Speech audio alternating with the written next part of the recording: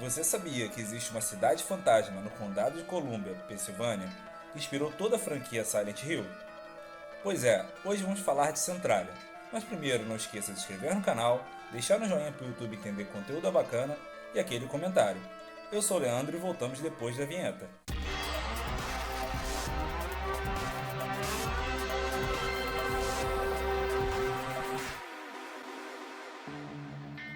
Silent Hill é uma série de jogos eletrônicos do gênero Survival Horror produzido e publicado pela Konami, que deu origem a dois filmes, Terror em Silent Hill, de 2006, e Silent Hill Revelação, de 2012. Sua estreia foi no jogo homônimo para PlayStation em fevereiro de 1999. A sinopse de Silent Hill é criada tendo várias inspirações em filmes, livros e séries de terror.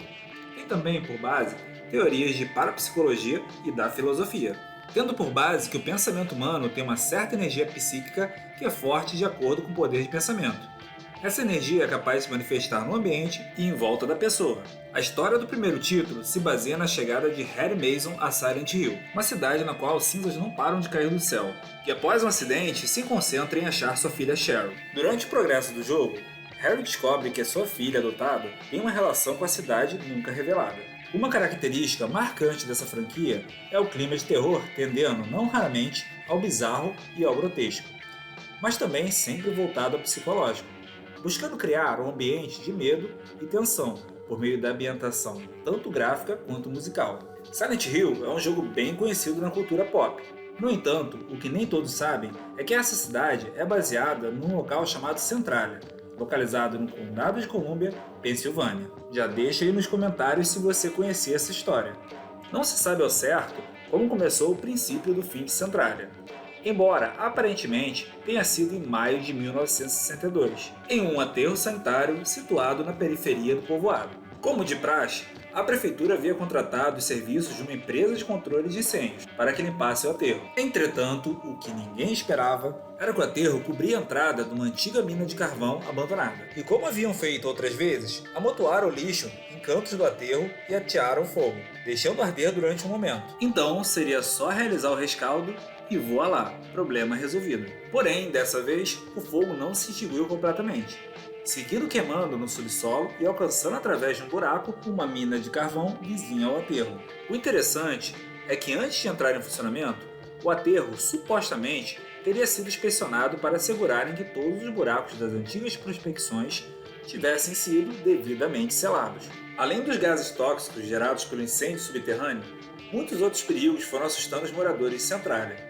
O dono de um posto de gasolina fechou as portas em desespero após descobrir que a gasolina no tanque subterrâneo estava medindo mais 75 graus Celsius, o que é bem bizarro. Segundo relatos, a princípio, o fogo poderia ter sido extinto facilmente, simplesmente escavando a zona afetada. Existem registros, inclusive, de um engenheiro de Minas que se ofereceu para fazer o serviço por apenas $175. Mas Leandro, na época $175 era dinheiro pra caramba.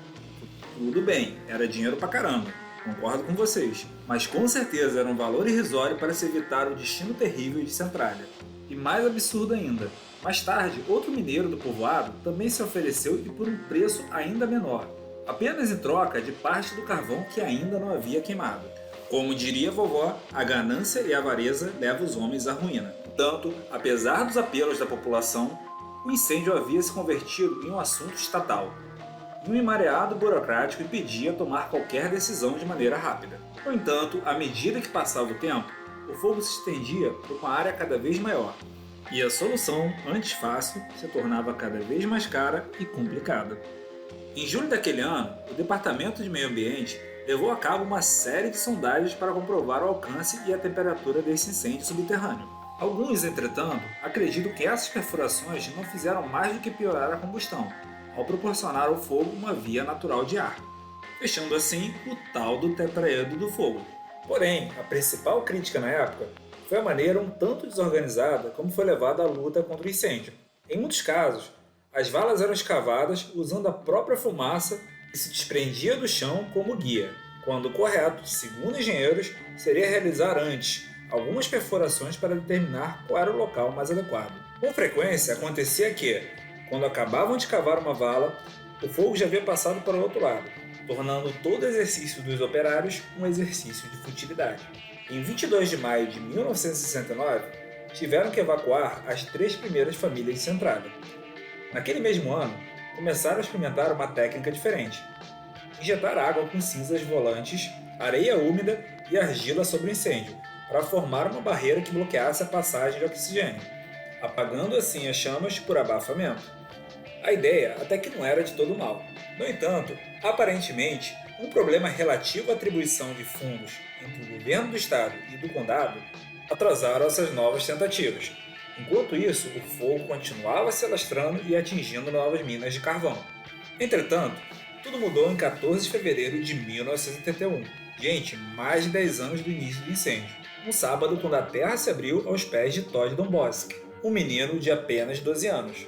Era uma cratera de mais ou menos 1 metro de diâmetro e incríveis 46 de profundidade. Galera, para vocês terem ideia, é a altura de aproximadamente um prédio de 15 andares. Esse incidente acabou atraindo a atenção de grande parte da mídia estadunidense e acabou dividindo a pequena cidade central em duas. De um lado, os partidários da evacuação e do outro, os que não queriam ir embora. A princípio parece uma decisão super fácil, mas imagina você nos anos 80, onde quase não tinha acesso a informações do mundo, ter que deixar praticamente todo mundo que você conhecia para encarar o temido desconhecido. Em 1983, um estudo independente afirmava que o incêndio era muito maior do que se pensava e havia chegado ao subsolo do povoado. Foi recomendada a escavação de uma vala que cruzasse a cidade de norte a sul, dividindo-a em duas. O custo era de 62 milhões de dólares. Era bem melhor ter pago aqueles 175 iniciais. Detalhe, apesar do alto valor, não havia qualquer garantia que essa medida funcionasse. Foi quando a decisão finalmente foi depositada às mãos do governador, que prontamente propôs um plano voluntário de desalojamento e compra de todo o povoado. Então, a maioria dos habitantes foram realojados em vilas próximas. Foram demolidas mais de 500 edificações. No entanto, algumas poucas famílias, cerca de 63 moradores, preferiram ficar. Não estavam dispostos a abandonar suas casas. Não acreditavam que o fogo fosse um perigo real para a Centralia. Além disso, muitos achavam que tudo não passava de um complô entre o governo e as mineradoras para comprar os terrenos ricos em minérios por um preço de banana. E desde que o mundo é mundo, o povo adora uma teoria da conspiração. A primeira casa foi demolida em dezembro de 1984. Naquele momento, havia fogo sobre cerca de 140 hectares. Em 1991, já eram 250 hectares no mínimo. Em 2002, o US Postal Service revogou definitivamente o CEP de Centralia, oficializando assim o fim da pequena cidade. O subsolo de Centralia está em chamas até os dias atuais, e alguns cientistas preveem que continuará queimando por pelo menos mais de 200 anos. É isso aí, rapaziada boa. Além de servir como inspiração para várias obras, tragédias como essa mostram como a nossa capacidade humana é limitada frente a certos problemas. Eu espero que vocês tenham gostado do vídeo, não esqueça de se inscrever no canal e deixar um joinha. Até a próxima!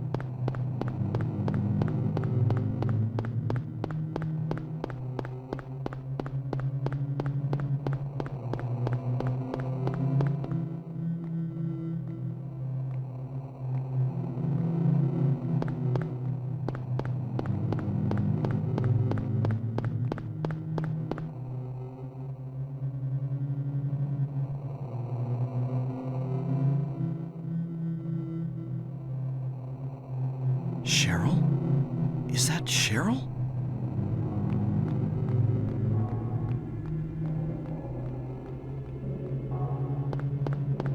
Where are you going?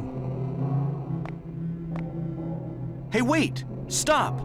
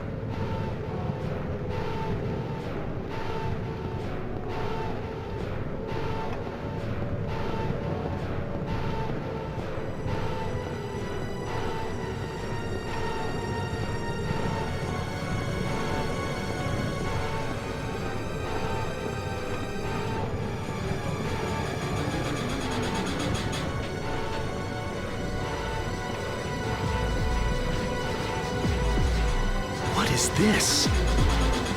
What's going on here?